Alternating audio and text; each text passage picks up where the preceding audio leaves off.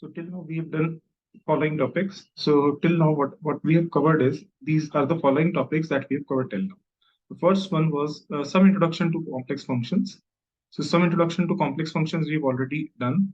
And now we are in a position to know what are analytic functions. We also know how the limits, continuity, and differentiability of a particular function, of a particular complex function uh, at a point is defined, and and the importance of the path independence while evaluating such limits regarding limits, continuity, and differentiability. Further, we also saw some conditions called as Cauchy-Riemann conditions. And we saw that these conditions are just sufficient conditions and not necessary. And additionally, you would require some additional things, like, for example, if your function u plus iota v, then you also require that u and v's first sort of partial derivatives, that is del u upon del x, del v upon del x, del u upon del y, del v upon del y, must be continuous, and the Cauchy-Riemann conditions must satisfy. Only then I can say my function is differentiable. If my function is differentiable, then Cauchy-Riemann conditions are met, no issues about it. Further, we saw Taylor series, and yesterday we were doing Lorentz series, and we'll move forward. Okay, so today we are going to go ahead from the Lorentz series, and let us see how things would turn up. Okay, so here it is. So let us do a few more questions today, and then move to the things. Okay, so just try to classify the singularity. Classify singularity. And today we'll also do integration. Therefore, okay. So let us classify the singularity. So let us classify the singularity. So let us classify the singularity. What is the singularity? Fz is equal to z upon e raised to power 1 over z minus 1. Try to classify the singularity. What sort of singularity would be here? And you have to find the singularity, nature of the singularity.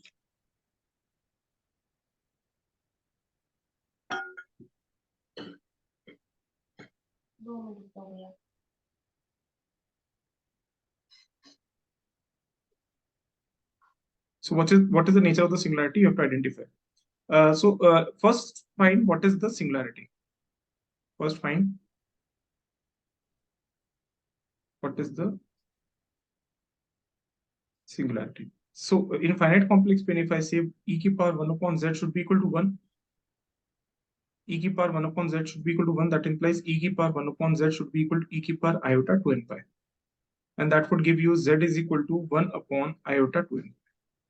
So these are some singularities, right? These are some singularities. Yes or no? Okay. Then there would be some singularities of the type, I think z equal to 0. Z equal to 0. Another singularity, one singularity is this number 1, 2. So these are two singularities that would exist in the finite complex plane, isn't it? So let us do our first. पहले हम जैसे करते थे वैसे करने की कोशिश करते हैं. So let us write this as z naught. Let us write this as z naught. So if z is equal to iota 2n pi, so limit z tends to z naught would necessarily imply that 1 upon z tends to 1 upon z naught. Okay. So what it will become, this is z. Instead of z, you just write 1 upon e raised to power 1 upon z minus 1 upon 1 upon z. Okay. So what you can do is, you can do in this way. Okay. Okay. Now what will happen as z tends to z naught,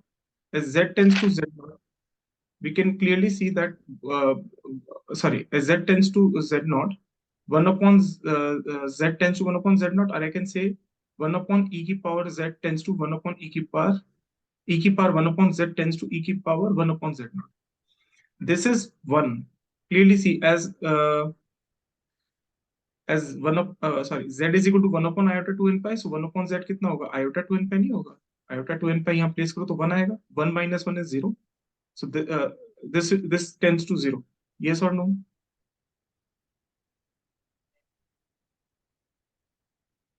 Anybody, any problem about it? Okay. So it will not give you any such meaningful result from here. Let us try to expand, because see here, if you try to expand it into I think, okay. I think here, if you try to expand it in terms of power series, then it will be a difficult thing. So it is not a removal singularity for sure, because the limit is coming to be infinite. So here I can say that this limit does not exist, or you can say that it comes to be non-finite. See, clearly you can see that if you place 1 upon z as 1 upon z naught, so here 1 upon z naught will give you something like 1. 1 minus 1 is 0. This entire thing will not exist. So this entire thing will not come to be a finite number. So this will not be a finite number. So it will not be a finite number. Okay. So clearly I can say that z naught in any case is not a, z equal to z naught is not a removal singularity, yes और no? पहले starting में ऐसे करते थे, याद करो हम लोग, उससे भी करेंगे, बट ट्राई टू अंडरस्टैंड, ये चीज समझ में आई कि ऊपर से लगी? Now try to understand, if I am claiming that this is my pole, let's say if I am claiming this is my pole, that is z equal to z tends to z naught is my pole. एक काम कर लेते हैं, we should write 1 upon z as some zeta, life थोड़ी easy हो जाएगी। इसको ऐसे लिख लो, ओके, राइट इट, मतलब कुछ भी ऐसा लिख दो सो दैट ये वाली लाइफ इजी हो जाए। and 1 upon z tends to 1 upon z naught, that is iota to n pi, मतलब this tends toward iota to n pi। एक ही बात हो गई। देखो इसको 1 upon z को ये बोल दो, थोड़ी लाइफ इजी हो जाएगी। Instead of writing z tends to z not, एक काम करो, राइट z जो भी है ये zeta tends to iota to n pi। Is it fine? So this is your zeta, sorry, this is your I think 1 upon e raised to power zeta minus 1 divided by zeta, right? और अगर मैं कह रहा हूं कि ये simple पोल है, तो मुझे क्या करना पड़ेगा? इससे और मल्टीप्लाई करना पड़ेगा, याद करो हमने किया हुआ है पहले भी चीज।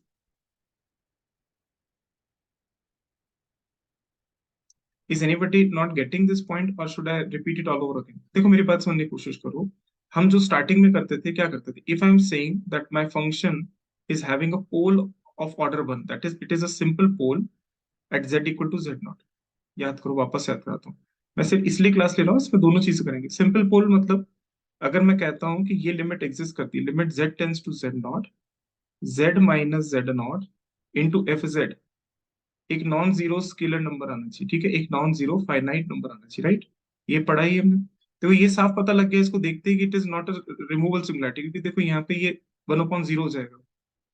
अब इन ऑर्डर टू से कि मेरी जो सिंगुलैरिटी है 1 upon Z is equal to iota two N pi, Z is equal to 1 upon iota two N pi, हो गया कि नहीं हो गया? तो ये देखना है कि ये जो सिंगुलैरिटी है वो किस टाइप की है। तो देखो यहाँ बार बार 1 अपॉन जेड आ रहा है, तो मैंने सिंपली क्या किया, 1 अपॉन जेड को कुछ जीटा लिख दिया, और this e raise to power zeta minus 1 upon zeta हो गया।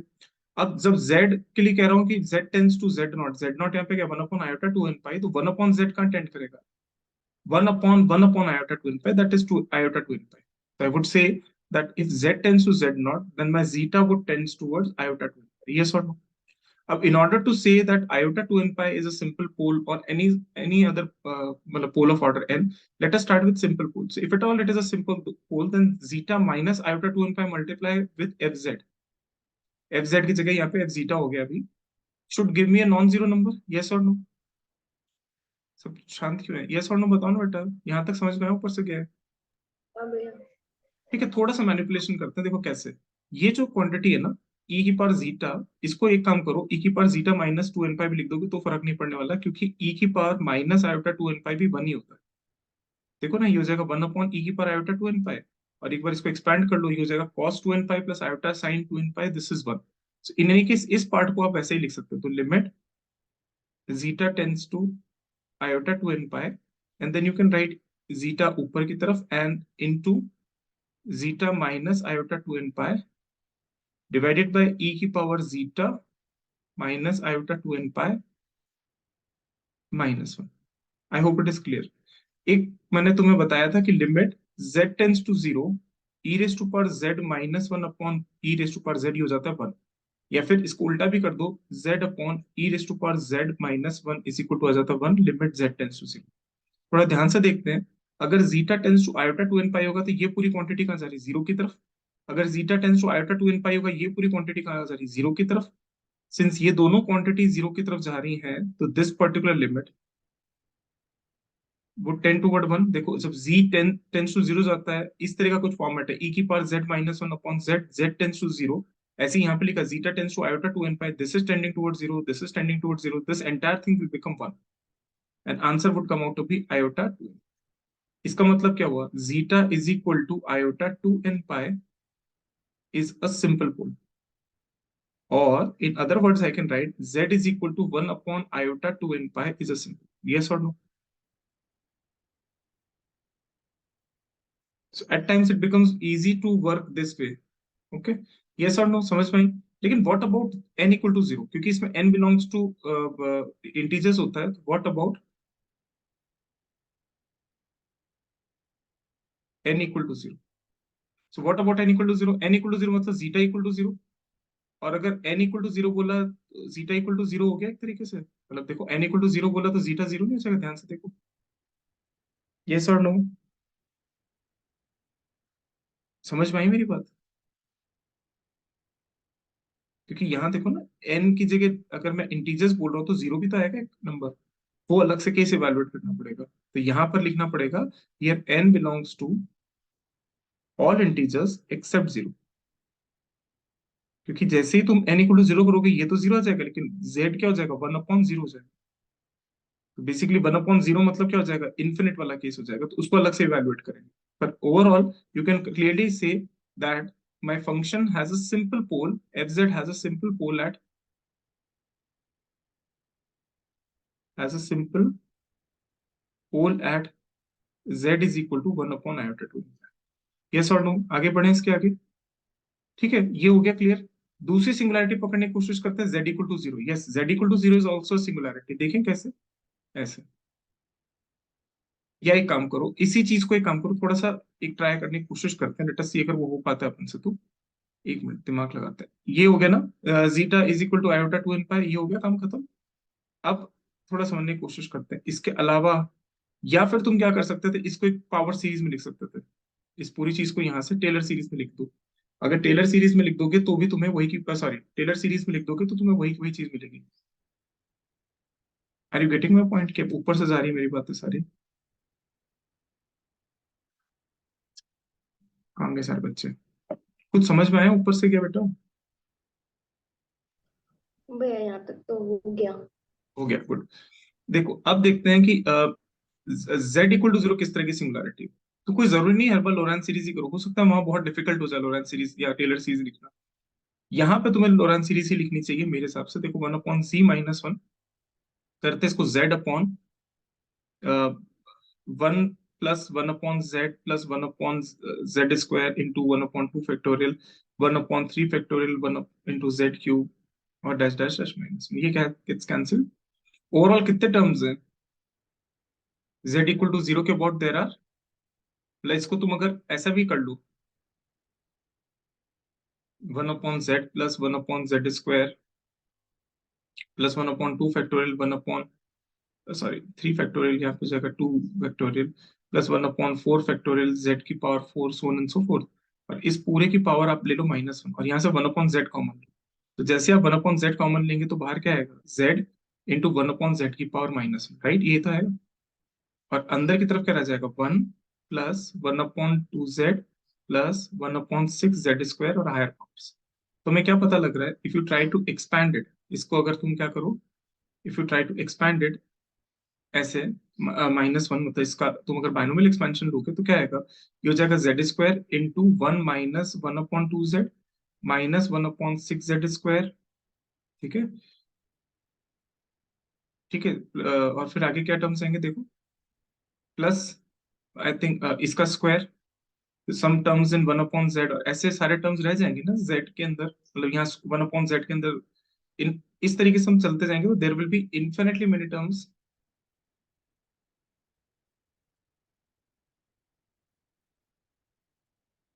Infinitely many terms in 1/z। और z equal to zero clearly उसके लिए सिंगुलैरिटी भी है, देखो देखोगे तो z equal to zero singularity भी है यहाँ। ऐसा नहीं कि सिंगुलैरिटी नहीं है, इट इज द सिंगुलैरिटी है। सो 1/z infinite in terms is color z equal to 0 will be essential singularity.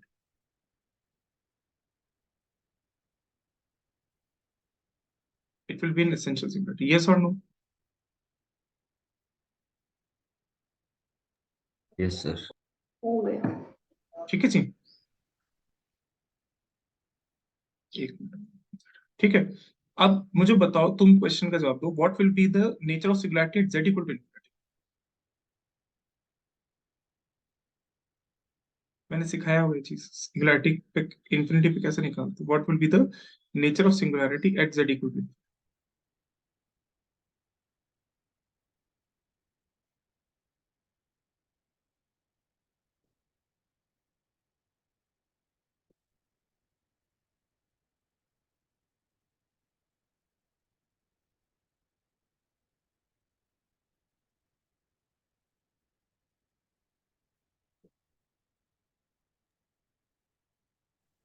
Sir infinity पे तो मेरा सर लिमिट रखने पे 0 आ रहा है।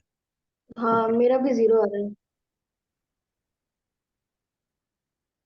ओके, सो रिमूवल तो नहीं हो सकते, सॉरी, कहाँ पर जीरो आ रहा है तुम्हारा, एक बार देखिए, तुम क्या कह रहे हो, z इक्वल टू इन्फिनिटी पे तुम्हारा फंक्शन कहाँ जा रहा है, चेक करें एक बार। सर वो जो आपने ऊपर फॉर्म लिखी है ना जीटा वाली, अच्छा सॉरी, सीट वाली, हाँ दिखाओ। वही उसी में हम लिमिट लगा सकते हैं ना। ना ना ना ना ना। यहाँ क्यों zeta sir? Tends to infinite मतलब जीटा टेंस टू 0 के बराबर हो जाएगा। हाँ, तो जीटा टेंड टू 0 के बराबर हो जाएगा, फिर तो 1 ही आएगी, फाइनाइट लिमिट आएगी।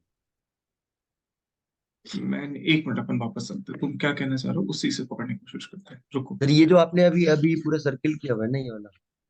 ओके, एक मिनट दिखाओ, क्या कह रहे हो, दिस वन, नहीं सर, ऊपर थोड़ा। इससे ऊपर, इससे हाँ और जी, ये ऊपर, वाला स्टेप। दिस वन ये ना, हाँ, इसके ऊपर वाला सर। ये वाला, हाँ ये वाला, सॉरी सर, जो अभी आप बोल रहे थे वो। This one. ठीक है, मतलब सर तुम ये कहने की कोशिश कर रहे हो, अगर मैं जीटा टेंस टू 0 लूं तो तुम्हारी लिमिट आ रही है, लिमिट एग्जिस्ट कर सर रही है, इसके राइट। इसके ऊपर वाला जो स्टेप है ना, वो बोल रहा था मैं सर। हाँ कोई बात नहीं, मतलब ये वाला ना स्टेप, 1/जीटा माइनस 1/जीटा, यही कहना चाह रहे हो ना। दैट पार्ट आई अंडरस्टूड, रुको मेरी बात समझने की कोशिश करो, एक बार रुको, ठीक है, एक बार रुको। ठीक है, तो यहाँ ओके पर सर। हो गया शायद 1/z, राइट। अब देखते हैं, तुम जो कह रहे हो वही करते हैं, ठीक है, जो तुम कह रहे हो वही करते हैं। तो देखो, वैसे भी z इक्वल टू इन्फिनिटी पे हम क्या करते थे, z इक्वल टू इन्फिनिटी वाला केस इवेलुएट करने के लिए हमें किसी भी तरीके से 1/जीटा को तो w लिखना ही है, या फिर वन यस सर। अपॉन जी को जीटा लिखना ही है, तो वो तो लिखना ही लिखना है। Why not write F zeta. So देखिए एफ जीटा कितना आना चाहिए, हो जाएगा आई थिंक 1/दिस, आई थिंक गलत तो नहीं है, डिवाइडेड बाय ई की पावर। ठीक है, कोई दिक्कत है इसके अंदर। सो क्लियरली वन थिंग, अब मुझे बताओ, क्या ये लिमिट एग्जिस्ट करेगी जीटा टेंस टू 0? अगर ये लिमिट एग्जिस्ट कर गई जीटा टेंस टू 0 पे, इसका मतलब z इक्वल टू इन्फिनिटी कैसी सिंगुलैरिटी होगी फिर उस केस में, रिमूवेबल, राइट। हाँ या ना। देखो, अगर मैं कह रहा हूँ यहाँ limit zeta tends to 0 exist कर गई, that would imply that z equal to infinity is removable singularity, क्योंकि, यस सर। ठीक है, चेक करें एक बार। सो अगर ऐसा है, यस। आई डोंट नो ऐसा है कि नहीं, बट लेट अस सी। तो अगर ऐसा है तो खुद सोचो, यहाँ पे जीटा टेंस टू 0 होता है ना, तो I need a zeta here only. ठीक है, and then if I have a zeta here, then I should multiply with zeta somewhere, so I'll get eventually limit this way, this will be a non-finite limit, this will be a non-finite limit. Sir एक minute sir. हम्म। Sir जो 1 upon zeta आपने ऊपर लिखा है, उसको नीचे भी तो लिख सकते हैं, ई टू पर जीटा माइनस 1 अपॉन जीटा। इसको 1/जीटा को बेटा नहीं लिख पाओगे तुम, अगर ये ऊपर जीटा बना रहता तो काम बन जाता तुम, अगर तुम ऐसा कहते तो काम बन जाता, पर ये 1/जीटा हो गया। देखिए अपन, मैंने कहीं ऊपर कुछ गलत तो नहीं लिखा, नहीं। और यहाँ पर क्या था, zeta tends to iota two N pi जो था ना, zeta tends to iota two N pi, और, अच्छा सर, 1 अपॉन जीटा, ठीक है सर, ठीक है। है ना, समझ पा रहे हो, यहाँ तो मतलब ये मैंने क्या किया था, जेड को ऊपर से नीचे लाया, नहीं ये गलती करी शायद, एक गलती करी है शायद, रुको एक हाँ, मिनट। मैंने इसी को वो एक्सपेंड कर दिया था सर ये। हाँ नहीं नहीं नहीं, सही कर, एक मिनट रुको, एक गलती करी है। ठीक है, तो अगर मैं कह रहा हूँ ई की power one upon G minus one upon जी ना, तो मैंने क्या किया है, एक मिनट मुझे वन चेक अपॉन करना। जीटा होगा नीचे। ये इसको एक काम करते हैं ना, इसको ना अपन लिखते हैं, सॉरी माय बैड, एक मिनट रुको, ये z था ना यहाँ पे, तो ये हो जाएगा आई think one upon Z, sorry. इन एनी केस तब भी काम नहीं बन रहा है। हाँ जी, नहीं, मैं कुछ सोचा कि ऊपर से नीचे क्यों नहीं ले सकते, मतलब क्या प्रॉब्लम है, वो तो सिंपली कैलकुलेशन ही तो कर रहा है। एक मिनट रुको, तुम क्या कह, रुक जाओ, तुम ये कह रहे हो कि ये तुम्हारा z रहा, ये तुम्हारा e की पावर z रहा, ये z था क्या? हाँ। अच्छा z था, तो ठीक है, ले सकते हो ले सकते हो, सॉरी सॉरी माय बैड, मैं वन अपॉन z सोच रहा नहीं नहीं, वो भी था वो। हूँ, सॉरी सॉरी, मैं वही सोच रहा हूँ क्या गलती हो रही है। रुक जाओ 2 मिनट, रुक जाओ, वापस देखते हैं, माय मिस्टेक, ये z ही था ना? ठीक है, मेरे पास एक्सेस नहीं ना क्वेश्चन का। अब बोलो, अब क्या कह रहे थे कि अगर ऐसा है तो क्या कर सकते हैं? रुक जाओ 2 मिनट, एक मिनट ऊपर देखते हैं। ठीक है, सो जो भरत कह रहा है वही करते हैं। ठीक है, सो भरत कह रहा है ऊपर z था, ठीक है, ऊपर z था, तो मैंने क्या किया, z को लिखा, एक मिनट रुको, मेरी गलती, मुझसे हो नहीं रही हुई। ठीक है, देखते हैं, यहाँ तक कंप्लीट, हटाओ इन सबको। ठीक है, एक मिनट रुको। ठीक है, तो ये क्या है, सॉरी मिस्टेक। ठीक है, आप कह रहे हैं कि फंक्शन था z अपॉन ई की power one upon Z minus one, right? तो अगर z को मैं लिखना चाहूँ तो मैं लिख सकता हूँ, हाँ राइट, यहाँ लिख सकता हूँ वन अपॉन ई की power one upon G minus one divided by one over G, कोई दिक्कत नहीं है इसके अंदर। अब अब मैं कहना चाह रहा हूँ कि स्ट्रेंज है, लिमिट कैसे हो सकती है इसकी एग्जिस्ट, एफ जीटा, एक मिनट, अपने कोई गलती करी है, दिस इज वन एंड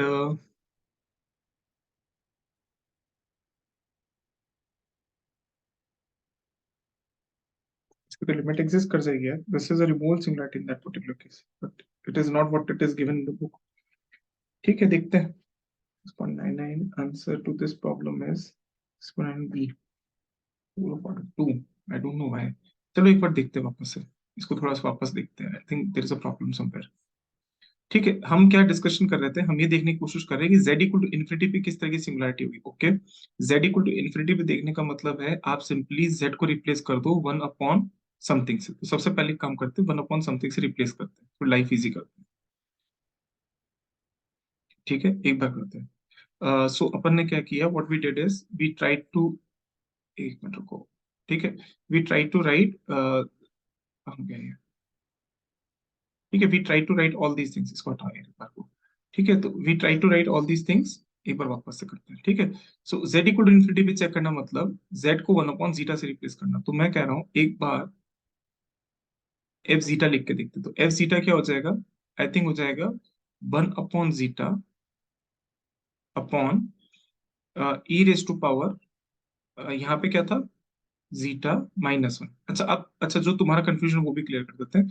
तुम्हारे कंफ्यूजन के हिसाब से तुम ये कह रहे थे कि यहाँ z है, यहाँ e की पावर वन अपॉन जेड है माइनस वन, राइट? और हम ये कह रहे हैं कि आपको लिमिट निकालनी है कहाँ पर, z इक्वल टू इन्फिनिटी पे, इट इम्प्लाइज आपको लिमिट निकालनी है zeta equal to zero, right? ऐसे ही कुछ कह रहे हैं हम लोग, है ना? हम लोग ये कहने की कोशिश कर रहे हैं that if I have to find the limit at z tends to infinity, I have to simply find the limit at zeta equal to zero. लेकिन कब? only when your function is replaced by one upon this. Okay, तो जैसे ही मैं function को replace कर रहा हूँ, z की जगह वन अपॉन जीटा लिख रहा हूँ, तो इस तरह का कुछ फॉर्मेट बन रहा है। इस तरह के फॉर्मेट में दिक्कत क्या है, इस तरह के फॉर्मेट में आई रिक्वायर, अगर मुझे लिमिट चाहिए तो I require a zeta here. ठीक है, since I require a zeta here, I will have to multiply with zeta here. Okay, so overall it will give me one upon zeta square, and then it there is a, I will say कि limiting value इसकी हो जाएगी one, और इसकी limiting value tends to infinity हो जाएगी। Confusion क्या हो रहा है, हम लोगों ने उसको जो आसान बनाने की कोशिश की थी वो सही है, अपनी जगह गलत नहीं है वो। जहां पे हम लोगों ने ऐसा कुछ किया, देखो F Z is equal to, शायद हमने क्या किया, वन अपॉन ई की power one upon Z minus one upon one upon Z, right? ऐसा कुछ कर रखा था। यार ये ऐसा स्ट्रेंज रिजल्ट कैसे दे रहे हैं? सर नहीं आ रहा ना, वो हमारी फॉर्म ही नहीं बन रही। सही है, वो इन्फिनिटी पे एग्जिस्ट नहीं करेगा वो। है ना, वही मैं कह रहा हूँ, कुछ तो गड़बड़ हो रही है, आई डोंट नो क्या गड़बड़ हो रही है। देखो अगर तुम z को ऊपर से नीचे उतार रहे हैं, राइट, तो अगर तुम z को ऊपर से नीचे लेके आ रहे हो तो आई थिंक लिख सकते हैं ना इसको, कहाँ दिक्कत है, वन अपॉन z लिख सकते हैं ना, कहाँ दिक्कत है। और अगर मैं z, क्या गलती कर रहे हैं, एक में मुझे दो ना, वन अपॉन z तो वन अपॉन w। हाँ, एक प्रॉब्लम यही आ रही है कि अब अगर तुम z की जगह वन अपॉन w ये लिखोगे तो वो क्या जाएगा, this will become one upon e की power this minus one upon, I think one upon this. So ये पूरी क्वांटिटी ऊपर जाएगी और ये पूरी क्वांटिटी ऐसी बन जाएगी वापस से। ठीक है, तो whenever you have yes to sir. evaluate your limit at z equal to infinity, you are supposed to change your function fz to f some, I think one upon w मैंने पहले यूज किया था, f one upon zeta, इस तरीके से कुछ। And then you have to find what sort of singularity lies at zeta equal to zero. So clearly here you can see this is a non-finite limit. Since this is a non-finite limit, this is not a finite limit. I would say that zeta equal to zero is not a removable singularity. Okay, it is not a removable singularity.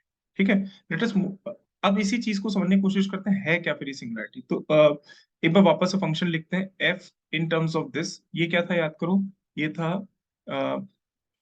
I think one upon zeta, और यहाँ पे क्या था याद करो, e की power zeta minus one. ठीक है, और eventually what I would do is I would write this way, and then there is I think one plus zeta plus zeta square upon two factorial plus zeta cube upon 3 factorial dash dash dash then minus 1, and this whole is power 1. This gets cancelled. So what you will get, you simply take zeta common out, zeta की power minus 1 बाहर आएगा तो 1 upon zeta square, and you have 1 plus some zeta by 2, then you have zeta by 6, so on and so forth. And you can clearly see that 1 upon zeta square, और यहाँ पे क्या आएगा, 1 minus zeta upon 2 minus zeta upon zeta square upon 6 की power के आगे माइ, मतलब इस पूरे को एक टर्म ले लो and try to write it in a binomial expansion. ठीक है, try to write it in a binomial expansion. So you'll find that all these terms would give you mostly, like if you are doing it some sort of expansion, you are getting 1 upon zeta square, then you are getting 1 upon 2 zeta, and remaining all the terms will come as regular, that you can fairly see. Zeta square gets cancelled with zeta square. Then there will be some power in 2. So this will go to square, this will go to a power 4. The mixed term will go towards cube. 1 upon zeta square is already there. So you'll find a regular term here. So I'm not interested there. I'm interested here. So what I'm getting that at zeta equal to 0, there is a pole of order, because this is an expansion about zeta equal to 0, and essentially zeta equal to 0 is, there is a singularity at zeta equal to 0. So we are actually expanding about zeta equal to 0 only. So it is zeta minus 0 whole square, right? So there is a pole of order 2 at zeta equal to 0. And since zeta equal to 0 has a pole of order 2, that implies z equal to infinity will be called as a pole of order 2. Yes or no? समझ में आया कि नहीं आया? ऊपर से चला गया? अग्नव समझ में आया? कंफ्यूजन चल रहा है? वो फिर मेरी समझ में तो मिस्टेक, सॉरी सॉरी, ओके आप सही ओके कर रहे हो। ओके, कोई इश्यूज नहीं। ठीक है, अभी काम करते हैं, एक नेट का क्वेश्चन लेते हैं, and then try to understand कि नेट में किस तरह के क्वेश्चंस आते हैं। Okay, just try to understand NET में किस तरह के क्वेश्चंस आते हैं। We'll do a few more questions there also, इसलिए मैंने थोड़ा सा सोचा है कि, and secondly I will go with the quantum mechanics, और I will try my level best कि मैं तुम्हें थोड़ा सा लीनियर वेक्टर स्पेस पढ़ा भी दूं। ठीक है, but we'll do linear vector space separately also, like Hilbert space, linear vector space, ये सब हम लीनियर अलजेब्रा में करेंगे विद मैट्रिसेस। ठीक है, तो वो अलग से कर लेंगे, बट इनिशियली अभी जितना रिक्विजिट है उतना मैं समझा के, उतना मैं तुम्हारा ओरिएंटेशन देके I will start with quantum mechanics. Okay, so क्या होगा कि एक ऐसा मेरा, what is my task is somehow before June you should be able to finish some part of mathematical and at least quantum, इतना तो कर लो, so that it gives you a boost in your examination. ठीक है, ठीक है, सो देखो ये क्वेश्चन वापस से नेट के एग्जाम का ही है, so I am writing the question entirely. So मैं तुम्हें ऐसा कहता हूँ, फंक्शन ऐसा दे रखा था, the function was given to be, I think you just find the question somewhere. It will be in 2014. 1 upon z, ln 1 minus z. It was given 1 upon z into ln 1 minus z. This particular function बोला ही जा रहा था let's say यहाँ से लिख देता हूँ, this function is of a complex variable.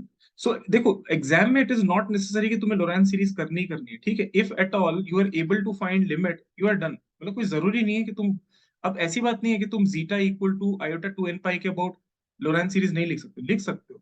But again why to expand and why to get in so much of trouble if you can really do it in this fashion, what is wrong? आप इस तरीके से कर तो सकते हो ना।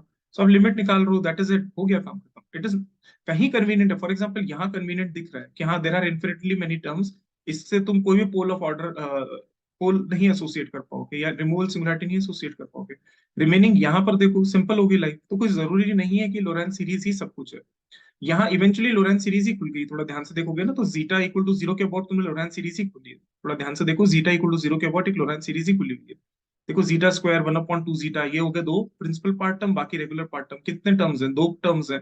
Zeta equal to zero clearly singularity भी है, तो जीटा इक्वल टू जीरो के अबाउट तुमने कोई एक सीरीज एक्सपैंड की है जहाँ पे प्रिंसिपल पार्ट भी है, जहाँ पे रेगुलर पार्ट भी है। So in any case, you are getting zeta equal to 2 as a double pole, and that implies z equal to infinity as also double pole. ठीक है, अब आगे बढ़ते हैं। So fz is equal to, this is your question in net, fz is equal to 1 upon z ln 1 minus z. This function is of complex variable, z is equal to r e की power आटा theta. घबराना नहीं है, exam में ऐसा लिखा जाता है, r greater than equal to 0 and theta lies between minus infinity to plus infinity. This is what is given. अब बोला जा रहा है the singularities of fz are as follows, option number 1 जो दे रहे हैं वो दे रहे हैं branch point at z equal to 1 and z equal to infinity, and a pole at z equal to 0 only for theta lies between 0 to 2 pi. Second option, again branch point at z equal to 1 से लेकर infinity, pole at z equal to 0, यहां तक सब कुछ same है, other than, only for था या other than.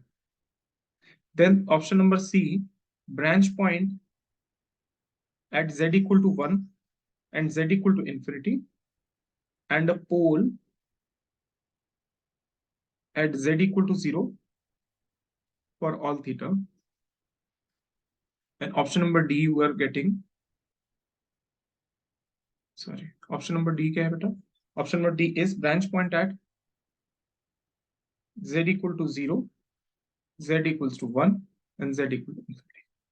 This is what was given in your examination. So how to do this kind of problems? So देखो पहले function को देखते हैं. So function is 1 upon z ln 1 minus z. So clearly you can see that पहले तो देखते हैं what are the singularities. सबसे पहले let us, question I think you have read, everyone has read. So let us see what are the singularities first. First understand what are the singularities. So singularities are clearly z equal to 0. Okay, then z equals to, I think 1 is also singularity, and z equal to infinity is also singularity, because here it will be a problem. Probably here is not a problem, here it is not a problem, probably here it is a problem. And also I'm not certain as to what sort of singularity at z equal to infinity, but certainly options demand me to say, options prompt me to say that z equal to infinity is also singularity. Let us see what sort of singularity is there on which the entire question is based. So question says that branch point at z equal to 1, z equal to infinity, and a pole at z equal to 0.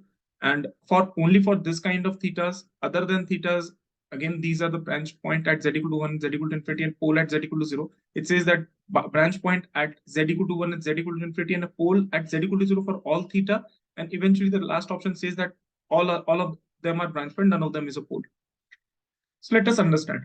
Okay, let us understand. So first, z equal to 1 in any case will be a branch point, is a branch point. Clearly it is a branch point, no issues about it. It is a logarithmic branch point. I'll come back to all these things also in a separate lecture कि थोड़ा सा एक बार रीमन sheets का थोड़ा सा एक idea दे दूंगा, हो सकता है तुम्हारे आगे कभी काम आए. ठीक है, so it is a logarithmic branch point. I hope it is clear. ये तो लॉगरिथमिक ब्रांच पॉइंट है, यस और नो? हमने पढ़ा था कि ln z जो होता है at z equal to 0, it contains a branch point. Okay, so wherever this particular argument becomes 0, there is a branch point. So z equal to 1 is a branch point. You can clearly see option. All of them states that branch point, branch point, branch point. So it at this particular juncture, you will not be able to make any sort of judgment. So branch point at z equal to 1, branch point at z equal to 1, branch point at z equal to 1, and branch point at z equal to 1. Fine, no issues about it. Now, what you can say about z equal to infinity? Okay, what you can say about, let's say, z equal to 0. पहले एक बार z equal to 0 पकड़. So what you can say about z equal to 0? So z equal to 0 clearly is there, but the point is this: if you just try to expand it, let's say if I try to expand it, you know, 1 minus z can be written as I think this is a series, if I'm not wrong. 1 plus x is given by x minus x square upon 2 plus x cube upon 3 minus x की power 4 upon 4, so and so, provided modulus of x is less than 1. Provided modulus of x is less than 1. Yes or no? ये चीज समझ में आती है? Yes, sir. Okay, so clearly if I say that for mod z less than 1, I can write this series as minus z, I think minus z square upon 2 factorial, sorry, 2. Then I can write minus z cube upon 3. Then I can write minus z की power 4 upon 4, and so on and so forth. And if I multiply it with 1 by z, I'll get minus 1 upon z, then minus 1 upon z square upon 2, minus z cube upon 3, minus z की power 4 upon 4, and so on and so forth. Okay, so this particular thing I can write for all mod z less than 1, first thing. Second thing, what sort of singularity it will yield? So at z equal to 0, you can clearly see that z equal to 0 will be a removable singularity. Yes, sir. It will be a removable singularity, yes or no? So if I expand ln 1 minus z into some sort of series, and that particular series will be valid only for this kind of thing. And also understand my point that logarithm is a multi-valued function. Okay, so it will be non-analytic. So where it will be analytic, याद करो मैंने बताया था, it will be analytic only for the principal branch. Right. And if it is analytic only for the principal branch, only in that branch I can have the liberty to write it in this fashion. Okay, अगर principal branch नहीं consider करेंगे तो you will not be able to write this kind of expansion. Understand my point? मैंने बताया था ln 1 minus z की Taylor series है, तो टेलर सीरीज का एक्सपैंड करोगे only in the principal branch. So let's say, so first हमने discuss किया था कि प्रिंसिपल ब्रांच दो तरीके से ली जा सकती थी, माइनस पाई से पाई मैंने ली थी, भरत ने कहा था can I not take this way, देखो एग्जाम में आया हुआ है. सो दे हैव एक्चुअली ये जो दो ऑप्शंस दिए हैं बेसिकली दे आर टू से प्रिंसिपल ब्रांच. ध्यान से देखो, these two options are here to dictate principal branch. Okay, understanding my point? If at all I'm in the principal branch, then I can write ln 1 minus z as this, and there I can say that z equal to 0 is a removable singularity for theta lying between 2 pi से लेकर 0. So z equal to 0 is a removable singularity. Otherwise क्या होगा सोचो? Otherwise,